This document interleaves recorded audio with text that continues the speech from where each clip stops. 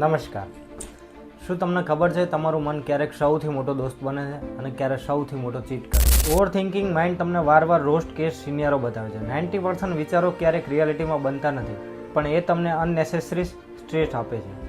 Brain તમને safe રાખવા માંગે છે, એટલે જ્યારે તમે નવું કામ શરૂ કરવા જાઓ છો ત્યારે માઇન્ડ તમને કહે છે રિસ્ક ના લે, પાછળ હટી જા. હકીકતમાં એક ગ્રોથ સ્ટોપ કરે છે. Negative bees. માઇન્ડ હંમેશા નેગેટિવ વાતને પોઝિટિવ કરતાં વધારે સ્ટ્રોંગલી યાદ રાખે, એટલે કે એક ક્રિટિઝમને કોમ્પ્લિમેન્ટને બીટ કરી દે છે.